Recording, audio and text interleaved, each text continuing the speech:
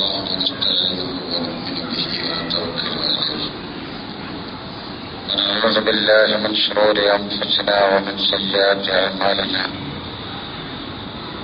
من يهد الله فلا مضل له ومن يضلل فلا هادي له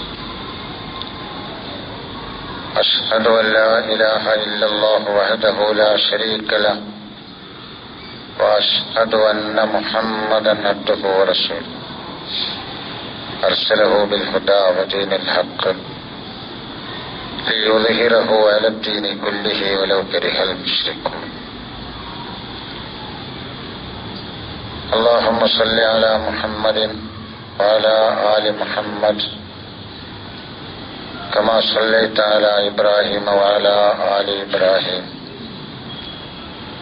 اللهم بارك على محمد وعلى آل محمد كما باركت على إبراهيم وعلى آل إبراهيم في العالمين إنك حميد مجيد إن أريد إلا الإصلاح ما استطعت وما توفيقي إلا بالله عليه توكلت وإليه أنيب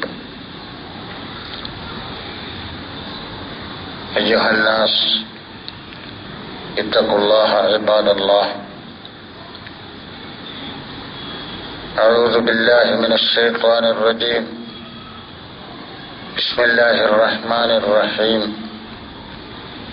وأنزلنا إليك الكتاب بالحق مصدقا لما بين يديه من الكتاب ومهيمنا عليه فاحكم بينهم بما أنزل الله ولا تتبع أهواءهم عما جاءك من الحق لكل جعلنا منكم شرعة ومنهاجا ولو شاء الله لجعلكم أمة واحدة ولكن ليبلوكم فيما آتاكم فاستبقوا الخيرات إلى الله مرجعكم جميعا فينبئكم بما كنتم فيه تختلفون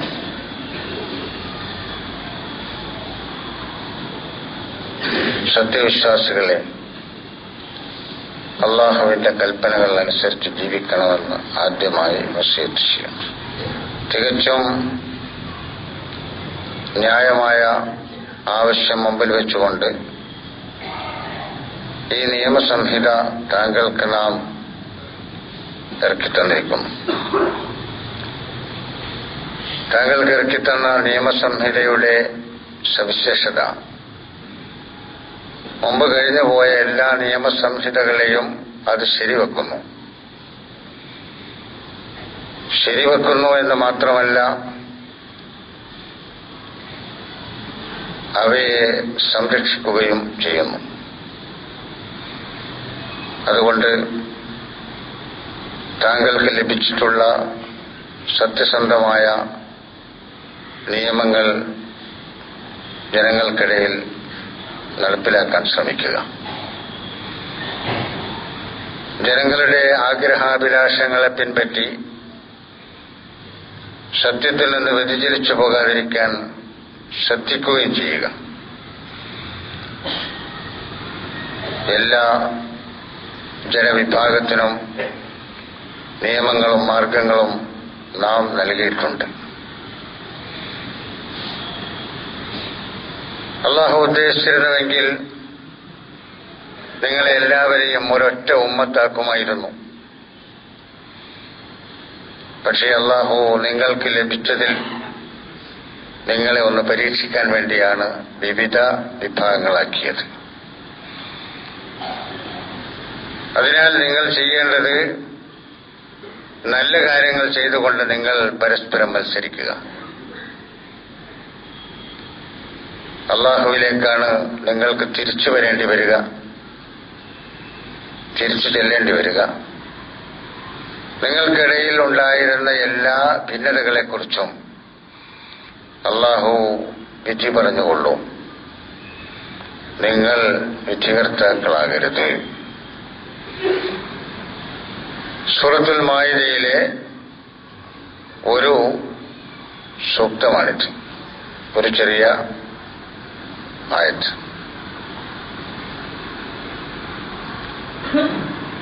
മുൻകഴിഞ്ഞ ജാതി മത വിഭാഗങ്ങളെ നിരൂപണം ചെയ്തുകൊണ്ടാണ് ഈ കാര്യം പറയുന്നത്.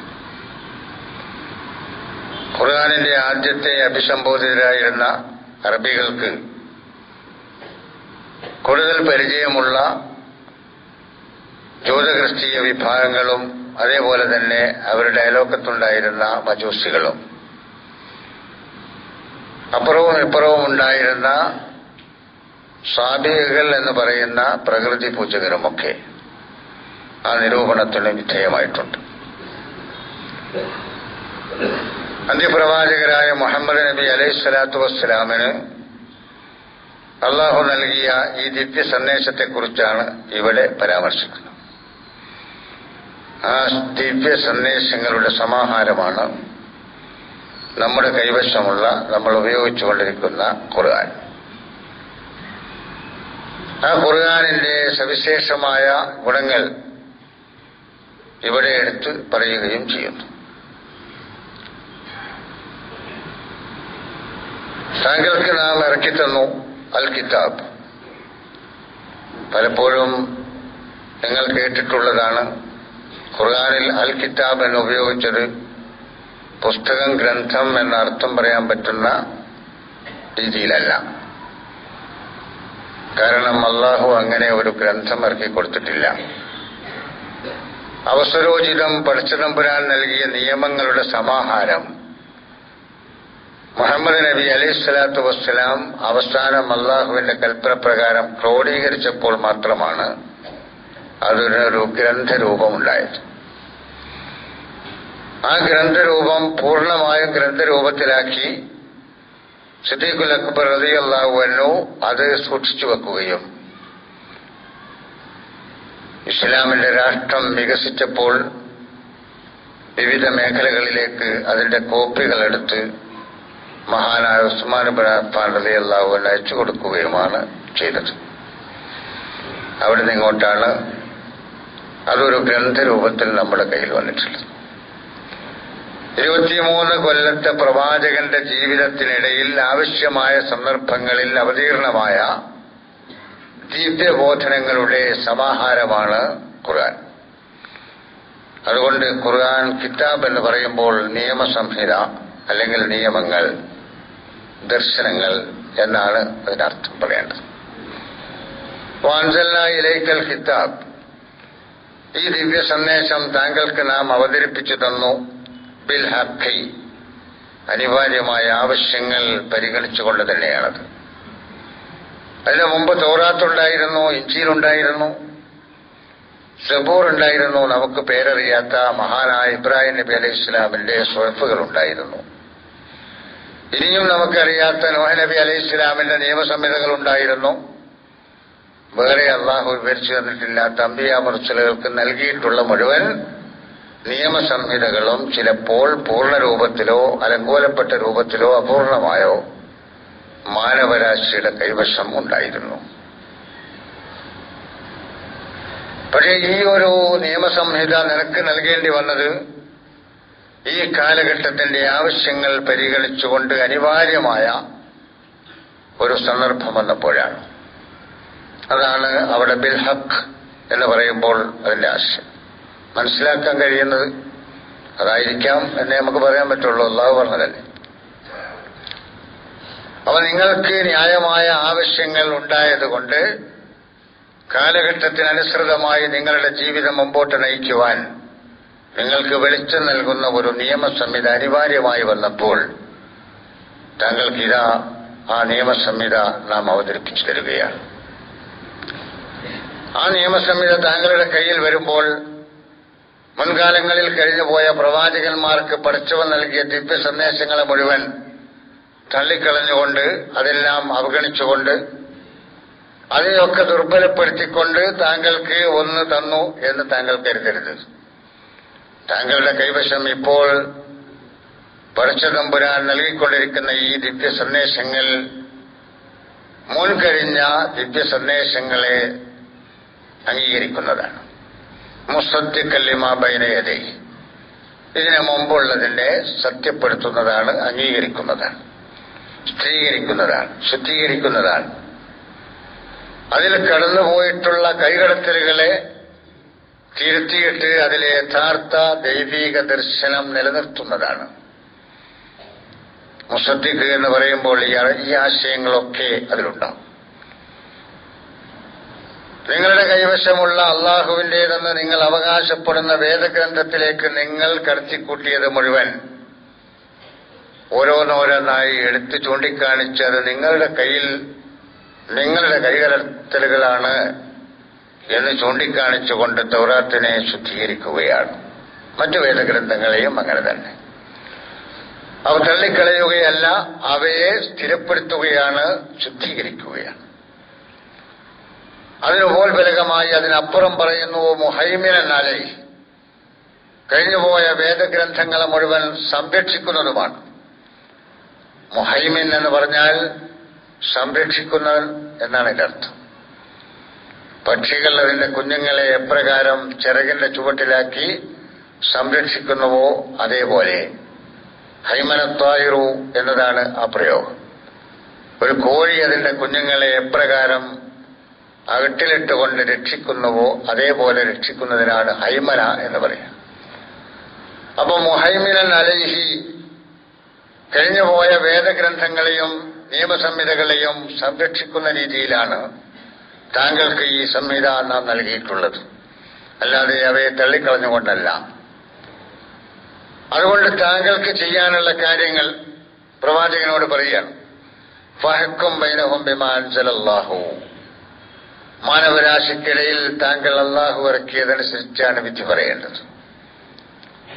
താങ്കളുടെ മുമ്പിൽ പ്രശ്നങ്ങൾ ഉണ്ടാകും, സങ്കീർണങ്ങളായ പ്രശ്നങ്ങൾ വരും. ആ പ്രശ്നങ്ങളൊക്കെ കൈകാര്യം ചെയ്യേണ്ടത് താങ്കളാണ്. താങ്കൾ എങ്ങനെ കൈകാര്യം ചെയ്യണം? താങ്കളുടെ ഇഷ്ടപ്രകാരമല്ല കൈകാര്യം ചെയ്യേണ്ടത്, മറ്റുള്ളവരുടെ ഇഷ്ടം അംഗീകരിച്ചു കൊടുത്തുകൊണ്ടുമല്ല കൈകാര്യം ചെയ്യേണ്ടത്, മറ്റുള്ളവരുടെ സ്നേഹവും വെറുപ്പും പരിഗണിച്ചുകൊണ്ടുമല്ല കൈകാര്യം ചെയ്യേണ്ടത്. ഫഹ്കും ബൈനഹും ബിമാ അൻസലല്ലാഹ്, അള്ളാഹു എന്താണോ ഇറക്കിത്തന്നത് അത് ഏത് രീതിയിലാണോ ഉള്ളത് അതേപോലെ അവർക്കിടയിൽ നടപ്പാക്കുക. തീരുമാനം കൽപ്പിക്കുക എന്ന് പറഞ്ഞാൽ നടപ്പാക്കുക, ഹുക്മ പറയുക. അങ്ങനെ നടപ്പാക്കുവാൻ താങ്കൾ രംഗത്ത് വരുമ്പോൾ സ്വാഭാവികമായും മനുഷ്യനെ പിടികൂടാറുള്ള ചില ദൗർബല്യങ്ങളുണ്ട്. അതുകൊണ്ട് വലാ തത്തബിഅ ഹുവാഅഹും, അവരുടെ താല്പര്യങ്ങളെ താങ്കൾ പിൻപറ്റരുത്. അത് കേട്ട് അംഗീകരിച്ച് അതനുസരിച്ച് ജീവിക്കേണ്ട മനുഷ്യ സമൂഹത്തിൽ നിലനിൽക്കുന്ന വ്യത്യസ്ത താല്പര്യങ്ങൾ, ആഗ്രഹങ്ങൾ, അഭിലാഷങ്ങൾ, അതിനെ താങ്കൾ പിൻപറ്റരുത്. അള്ളാഹു അവതരിപ്പിച്ചതനുസരിച്ച് പറയുമ്പോൾ പലർക്കും ഗുണം ചെയ്യും, ചിലർക്കൊക്കെ ദോഷവും ഉണ്ടാകും. അങ്ങനെ ദോഷമുണ്ടാകുന്ന താല്പര്യക്കാരെ താങ്കൾ ഒരിക്കലും പരിഗണിക്കരുത്. അവരുടെ താല്പര്യങ്ങൾ പരിഗണിച്ചുകൊണ്ട് പടച്ച തമ്പുരാൻ നൽകിയ നിയമങ്ങളിൽ നിന്ന് വിട്ടുമാറി അവരുടെ ആഗ്രഹാഭിലാഷങ്ങൾ പൂർത്തീകരിക്കുന്ന മനുഷ്യ സഹജമായ സ്വഭാവം താങ്കളിൽ ഉണ്ടാവരുത്.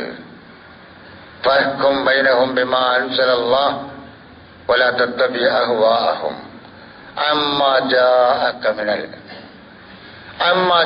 മിനൽ ഹഖ്, താങ്കൾക്ക് വന്നു കിട്ടിയ ഈ യാഥാർത്ഥ്യത്തെ മറച്ചുവെച്ചുകൊണ്ടോ മറികടന്നുകൊണ്ടോ അവരുടെ ആഗ്രഹാഭിലാഷങ്ങളുടെ പൂർത്തീകരണത്തിന് താങ്കൾ ആളാകരുത്. അന്ത്യപ്രവാചകരായ മുഹമ്മദ് നബി അലൈഹിസ്സലാത്തു വസ്സലാമിന് പടച്ച തമ്പുരാൻ നൽകുന്ന കർശനമായ താക്കീത്.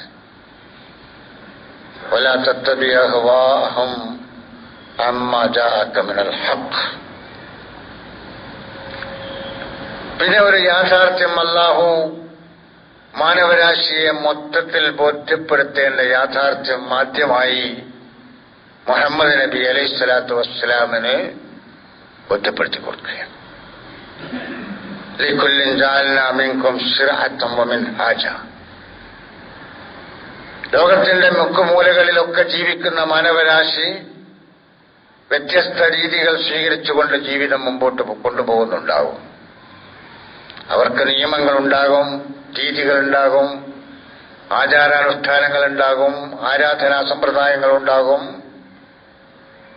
എല്ലാവർക്കും നാം നിയമങ്ങൾ നൽകിയിട്ടുണ്ട്.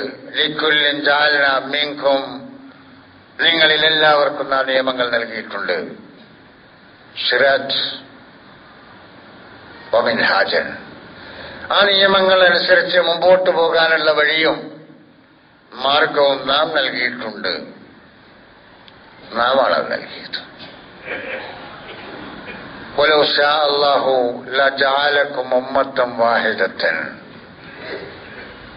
നിങ്ങളുടെ അഭിലാഷം പോലെ, ആഗ്രഹം പോലെ, നിങ്ങൾ കാണുന്നത് പോലെ, നിങ്ങൾ മനസ്സിലാക്കിയതുപോലെ പറയുന്നു ഞാൻ, എല്ലാവരും ഒരൊറ്റ ഉമ്മത്തായിരുന്നുവെങ്കിൽ എത്ര നന്നായിരുന്നു. എന്റെ മനസ്സിലെ അഭിലാഷമാണത്.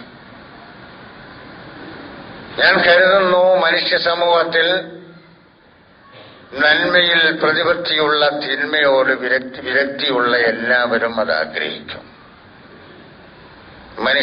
ഒരു നല്ല മനുഷ്യന്റെ ആഗ്രഹമാണ് മനുഷ്യരെല്ലാം ഒരൊറ്റ ഉമ്മത്തായി തീരുക. ആയിരുന്നല്ലോ ഈ സമൂഹം മുമ്പ് ഒരൊറ്റ ഉമ്മത്ത്.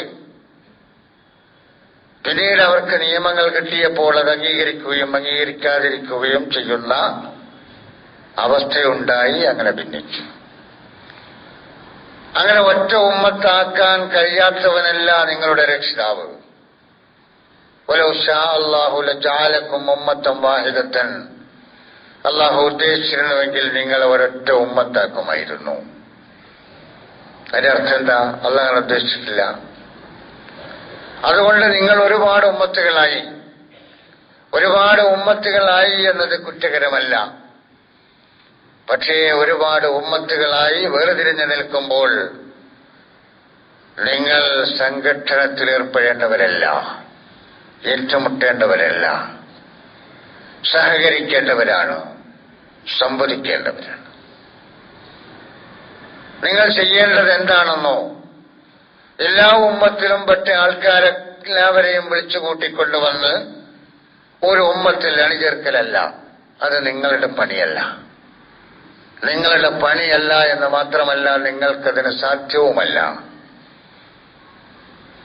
പടച്ചവൻ തന്നെ അങ്ങനെ വേണ്ടെന്ന് വെച്ചതാണ്.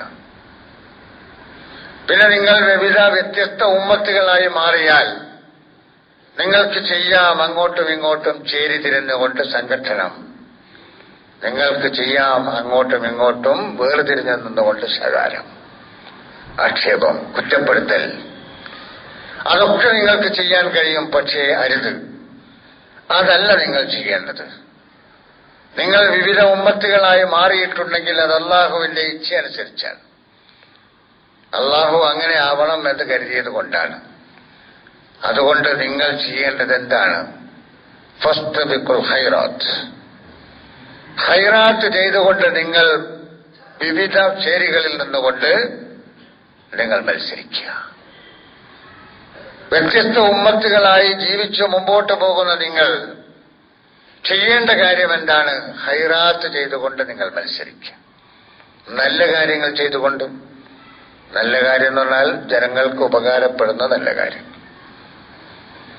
തനിക്കും തന്റെ കുടുംബത്തിനും തന്റെ നാടിനും തന്റെ ലോകത്തിനും ഉപകാരപ്പെടുന്ന നല്ല കാര്യങ്ങൾ ചെയ്തുകൊണ്ട് ഒരുപാട് ചേരികളായി മാറി, ഗ്രൂപ്പുകളായി മാറി, ഉമ്മത്തുകളായി മാറിയ മനുഷ്യ സമൂഹമേ, നിങ്ങൾ ചെയ്യേണ്ടത് നിങ്ങളെപ്പോലെയുള്ള മനുഷ്യർക്ക് ഉപകാരപ്പെടുന്ന കാര്യങ്ങൾ ചെയ്തുകൊണ്ട് മത്സരിക്കുകയാണ്.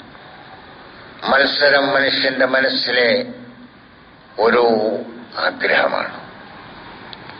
മത്സരമില്ലാതെ മുമ്പോട്ട് പോകാൻ കഴിയില്ല.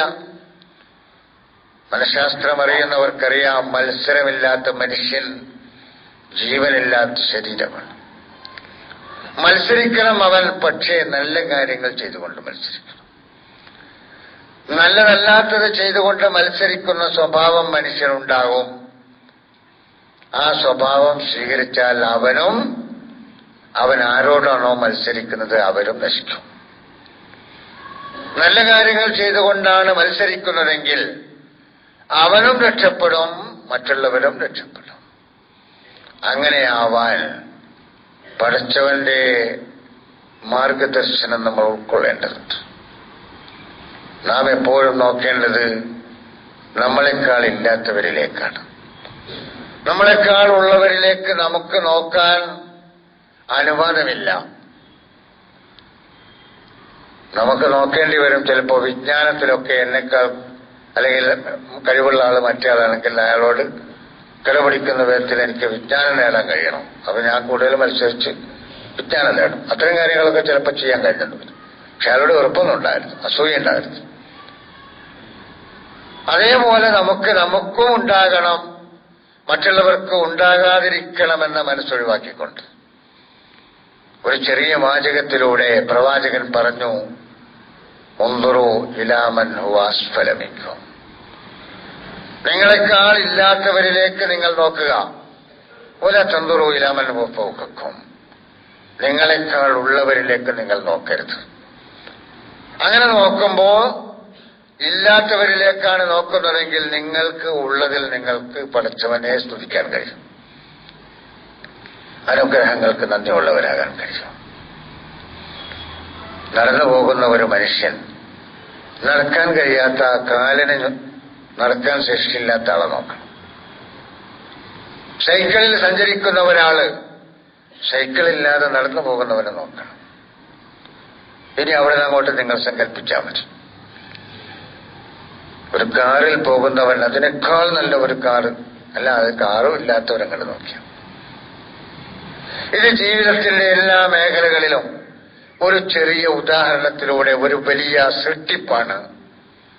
സമൂഹത്തിന്റെ സംസ്കാരത്തിൽ, സ്വഭാവത്തിൽ ഒരു വലിയ സൃഷ്ടിപ്പാണ് പ്രവാചകൻ നടത്തിയത്. നിർഭാഗ്യമെന്ന് പറയട്ടെ, പ്രവാചകൻ സല്ലല്ലാഹു അലൈഹി വസല്ലമയുടെ ഉപദേശങ്ങളിലെ പൊരുളുകൾ മനസ്സിലാക്കാനല്ലല്ലോ നമ്മൾ ശ്രമിക്കുക. ആ ഉപദേശങ്ങളുടെ പുറംപോച്ചുകളിലൂടെ കടന്നു പോകുകയല്ലേ ചെയ്യാം. ഖുർആനും അങ്ങനെ തന്നെയാണ് നമ്മൾ ചെയ്യാറില്ല. അപ്പൊ അതുകൊണ്ട് നല്ല കാര്യങ്ങൾ ചെയ്ത് നിങ്ങൾ മത്സരിക്കുക. അപ്പൊ ഇവിടെ ഖുർആൻ നമ്മളെ പഠിപ്പിച്ചത് ലോകത്ത് നിലവിലുള്ള എല്ലാ വിഭാഗവും, അവാന്തര വിഭാഗങ്ങൾ, പേര് ഞാൻ പറയേണ്ടതില്ല, ആ അവാന്തര വിഭാഗങ്ങളൊക്കെ അവിടെ നിലനിന്നോട്ടെ. അവർക്കിടയിലൂടെയൊക്കെ കടന്നുപോയിട്ട് അവരിലൊക്കെ ഉണ്ടായിത്തീരേണ്ട നല്ല കാര്യങ്ങൾ ഉണ്ടാക്കിയെടുക്കാൻ പണിയെടുക്കുക. അത് നാവുകൊണ്ടല്ല, കർമ്മജീവിതത്തിൽ അത് നടപ്പിൽ വരുത്തിക്കൊണ്ട്. അവിടെയാണ് മത്സരം നടക്കുക. രണ്ടാള് ഓടുക, ഓട്ടത്തിൽ മത്സരം നടത്തുക. ഇയാള് നാവ് കൊണ്ട് ഓടുകയും മറ്റേയാൾ കാലുകൊണ്ട് ഓടുകയും ചെയ്താൽ നടക്കൂലല്ലോ. രണ്ടാളും ഓടണം, അപ്പോഴല്ലേ മത്സരാവും. അപ്പൊ പാവപ്പെട്ട ഒരു അനാഥ കുട്ടികൾ താമസിക്കുന്ന ഒരു വീട്, അത് കണ്ടെത്തിക്കൊണ്ട് ആ വീടിന്റെ ചുമതല ഏറ്റെടുത്ത്, സംരക്ഷണം ഏറ്റെടുത്ത്, ഞാൻ എന്റെ സഹോദരൻ സ്നേഹിതനോട് പറയാം, വേറെ പാവപ്പെട്ട അനാഥ കുടുംബമുണ്ട് അവിടെ, അതുപോലെ നീ അതൊരു കുട്ടിയെ ഏറ്റെടുക്കുക, ഒരു കുടുംബത്തെ ഏറ്റെടുക്കണം കേട്ടോ. ഈ ചെയ്യുന്ന ആള് ഒന്നുകിൽ ഏതെങ്കിലും ഒരു ഗ്രൂപ്പിലായിരിക്കും, അത് ചെയ്യാൻ പറയുന്ന ആള് മറ്റേ ഗ്രൂപ്പിലായിരിക്കും. അവർ രണ്ടുപേരും ഒരു പക്ഷേ ചില ഇഷ്ടങ്ങളിലോ ശാഖകളിലോ അഭിപ്രായ വ്യത്യാസമുണ്ടാകും. പക്ഷേ അനാഥ കുടുംബത്തെ ഏറ്റെടുക്കുന്ന വിഷയത്തിൽ രണ്ടാളും അഭിപ്രായ വ്യത്യാസം ഉണ്ടായിരുന്നു. ഞാൻ ഈ കുടുംബത്തെ ഏറ്റെടുത്തു, നീ ആ കുടുംബത്തെ ഏറ്റെടുക്കുക. അതൊരു മത്സരമാണ്. വേറെ ചില കാര്യങ്ങളിൽ ഞങ്ങൾ തമ്മിൽ അഭിപ്രായ വ്യത്യാസം ഉണ്ടാവാം. ഞാനും അദ്ദേഹവും തമ്മിൽ ശാഖാപരമായ കാര്യങ്ങളിലൊക്കെ അഭിപ്രായ വ്യത്യാസമുണ്ട്. പക്ഷെ ഈ വിഷയത്തിൽ ഞങ്ങൾ തമ്മിൽ അഭിപ്രായ വ്യത്യാസമില്ല. അഭിപ്രായ വ്യത്യാസം ഉണ്ടാകരുത്. ജീവിതം കൊണ്ട് മാതൃക കാണിച്ച് മനുഷ്യ സമൂഹത്തിനിടയിലേക്ക് നല്ല കാര്യങ്ങളിൽ മത്സരിച്ചിറങ്ങിച്ചെല്ലാൻ വ്യത്യസ്ത ഉമ്മത്തുകളോട് ഖുർആൻ പറയുകയാണ്. വിവിധ ഉമ്മത്തുകളോട്. ഉമ്മത്തിന്റെ വിശദീകരണമൊക്കെ നമുക്ക് അറിയും എന്നാണ് ഞാൻ ധരിക്കുന്നത്. നമ്മളെ ധാരണയിൽ മുഹമ്മദ് നബിന്റെ അനുയായികൾക്ക് മാത്രമേ ഉമ്മത്ത് എന്ന് പറയുള്ളൂ എന്നാണ്. ഖുർആൻ ഇങ്ങനെ പരിശോധിച്ചാൽ ആ ധാരണയൊക്കെ ഇല്ലാതായി പോവും. ഇപ്പൊ എന്റെ വിഷയം അതല്ലാത്തോണ്ട്. അപ്പൊ ഒരുപാട് ഉമ്മത്തുകൾ, ആ ഉമ്മത്തുകളൊക്കെ വിവിധ ശരീഅത്തും മിൻഹാജുമുള്ളവരാണ്, നിയമങ്ങളും മാർഗങ്ങളും ഉള്ളവരാണ്. ഖുർആൻ അതിനെ അധിക്ഷേപിക്കുന്നില്ല, കുറ്റപ്പെടുത്തുന്നില്ല. അള്ളാഹു ഉദ്ദേശിച്ചിരുന്നെങ്കിൽ ഇതൊക്കെ ഒറ്റ ഉമ്മത്താകുമായിരുന്നു. അത് ചെയ്തിട്ടില്ല. അള്ളാഹ് ചെയ്യാത്തൊന്നും ചെയ്യാൻ പറയാൻ നിങ്ങൾക്ക് പാടില്ല. ചെയ്യാൻ പറയാൻ പാടില്ല എങ്കിൽ നിങ്ങൾക്ക് ചെയ്യാനും പാടില്ല. അപ്പൊ അതുകൊണ്ട് ഇതെല്ലാം കൂടി ഏകീകരിക്കുക എന്നതല്ല. ഈ വ്യത്യസ്ത മേഖലകളിൽ നിൽക്കുന്ന വിവിധ നിയമങ്ങളും മാർഗങ്ങളും സ്വീകരിച്ച് മുമ്പോട്ട് പോകുന്ന ജനവിഭാഗം ജനോപകാര പ്രവർത്തനങ്ങളിൽ മത്സരിച്ച് മുന്നേറണം. ഇവിടെ എത്താൻ കഴിയുക എന്നതാണ് മുഹമ്മദ് നബിയുടെ അനുയായികൾ എന്ന് പറയുന്ന മുഅ്മിനുകളുടെ ബാധ്യത. ഇവിടെ എത്തിച്ചേരാൻ നമുക്ക് കഴിഞ്ഞാൽ ലോകത്ത് ആദം നബി അലൈഹിസ്സലാം മുതൽ മുഹമ്മദ് നബി അലൈഹിസ്സലാത്തു വസ്സലാം വരെയുള്ള അംബിയ മുർസലുകളൊക്കെ പ്രബോധനം ചെയ്ത ദീനിന്റെ പേര് ഇസ്ലാമാണല്ലോ. ഇസ്ലാം എന്ന് പറഞ്ഞാൽ മുഹമ്മദ് നബിന്റെ കാലത്ത് തുടങ്ങിയതല്ല. ഉമ്മത്ത് മുസ്ലിമ എന്ന് പറയുന്നത് മുഹമ്മദ് നബിന്റെ ഉമ്മത്തിന് മാത്രം പറയുന്നതുമല്ല. മുഹമ്മദ് നബിന്റെ ഉമ്മത്തുകളെ ഖുർആൻ വിളിച്ചത് മുഅ്മിനീൻ എന്നാണ്. മുഅ്മിനൂൻ ഖുർആൻ പരിശോധിച്ച് നോക്കാം. ഇന്നല്ലദീന ആമനൂ എന്നാണ് അവരെ വിളിച്ചത്. അല്ലദീന ആമനൂ എന്ന് വിളിച്ചു, യാ അയ്യുഹല്ലദീന ആമനൂ എന്ന് വിളിച്ചു. ഓരോ വിഭാഗത്തെയും അവരുടെ പേരിൽ വിളിച്ചുകൊണ്ട് ഖുർആൻ നിർദ്ദേശങ്ങൾ നൽകിയിട്ടുണ്ട്. മാനവരാശിക്ക് മൊത്തത്തിൽ കൊടുക്കേണ്ട നിർദ്ദേശങ്ങൾ യാ അയ്യുഹൽ നാസ് എന്ന് വിളിച്ചു. വേദക്കാർക്ക് കൊടുക്കേണ്ട നിർദ്ദേശങ്ങൾ യാ അഹ്ലൽ കിതാബ് എന്ന് പറഞ്ഞു. അതേപോലെ ജൂതന്മാരെ വിളിച്ചു പറയേണ്ട യാ അയ്യുഹല്ലദീന ഹാദൂ. മുഹമ്മദ് നബിന്റെ അനുയായികളെ വിളിച്ചത് യാ അയ്യുഹല്ലദീന ആമനൂ എന്ന്. ഖുർആൻ പരിശോധിച്ച് നോക്കൂ. യാ അയ്യുഹല്ലദീന അസ്ലമു എന്നൊരു പ്രയോഗം ഖുർആനിലുണ്ടോ? മുസ്ലിങ്ങളെ എന്ന് വിളിച്ചുകൊണ്ട് ഖുർആൻ വല്ലതും പറഞ്ഞിട്ടുണ്ടോ? ഉണ്ടോ? ഖുർആനാണല്ലോ, നമുക്ക് പരിശോധിക്കാം. പരിശോധിച്ചിട്ടുണ്ടെങ്കിൽ പറഞ്ഞു തരണം. യാ അയ്യുഹല്ലദീന അസ്ലമു എന്ന് അടുത്തുണ്ടെന്ന്. അപ്പൊ മുഅ്മിനീങ്ങളാണ് നമ്മൾ. ഇസ്ലാം എന്ന് പറഞ്ഞത് ആദം നബി മുതൽ തുടങ്ങിപ്പോന്ന എണ്ണമറ്റ പ്രവാചകന്മാരിലൂടെ പ്രബോധനം ചെയ്യപ്പെട്ട് മുഹമ്മദ് നബി അലൈഹിസ്സലാത്തു വസ്സലാമിനാൽ പൂർത്തീകരിക്കപ്പെട്ട ഒരു ദൈവീക ദർശനത്തിന്റെ പേരാണ്. അതുകൊണ്ട് മുഅ്മിനുകളായ ആളുകൾ മറ്റു ഉമ്മത്തുകളുടെ മുമ്പിൽ ഫസ്തബിഖുൽ ഖൈറാത്ത്, ജനോപകാരപ്രദമായ കാര്യങ്ങൾ ചെയ്തുകൊണ്ട് നിങ്ങൾ മത്സരിച്ച് മുന്നേറുക. അത് കണ്ട് ആ മാർഗത്തിലേക്ക് ജനങ്ങൾ വരും. നിങ്ങളാകാതിരിക്കണം നിഷേധികളാകരുത്. നിഷേധിക്കണമെങ്കിൽ തെളിവ് വേണം, അംഗീകരിക്കണമെങ്കിലും തെളിവ് വേണം. തെളിവില്ലെങ്കിൽ നിഷേധിക്കാൻ അവകാശമില്ല, അംഗീകരിക്കുകയും വേണ്ട. പക്ഷേ അറിഞ്ഞുകൂടാ എന്ന് പറഞ്ഞു നിൽക്കണം. അറിഞ്ഞുകൂടാ. അപ്പൊ നിഷേധികളായി നിങ്ങൾ മാറാതെ, ശത്രുപക്ഷത്ത് ചേരാതെ, നിങ്ങൾക്ക് കിട്ടിയ നിങ്ങളുടെ കൈവശമുള്ള നിയമങ്ങളിൽ ആത്മാർത്ഥതയോടുകൂടി പ്രവർത്തിച്ച് മുന്നേറുകയാണെങ്കിൽ നിങ്ങൾ ചെല്ലുന്നതും ഞങ്ങൾ ചെല്ലുന്നതും നമ്മുടെ സ്രഷ്ടാവായ രക്ഷിതാവായ അള്ളാഹുവിന്റെ മുമ്പിലാണ്. നമുക്കിടയിലുണ്ടായിരുന്ന അഭിപ്രായ വ്യത്യാസങ്ങളിൽ തീർപ്പ് കൽപ്പിക്കുവാൻ അവനല്ലാതെ മറ്റാർക്കും അധികാരമില്ല. അതുകൊണ്ട് നമുക്ക് അങ്ങോട്ട് പോകാം. ഇവിടെ മത്സരിക്കേണ്ട. ഇവിടെ നമുക്ക് മത്സരിക്കാം. നല്ല കാര്യങ്ങൾ ചെയ്യുന്നിടത്ത് ഞങ്ങൾ ചെയ്യുന്ന നല്ല കാര്യങ്ങൾ നിങ്ങളും ചെയ്യുക.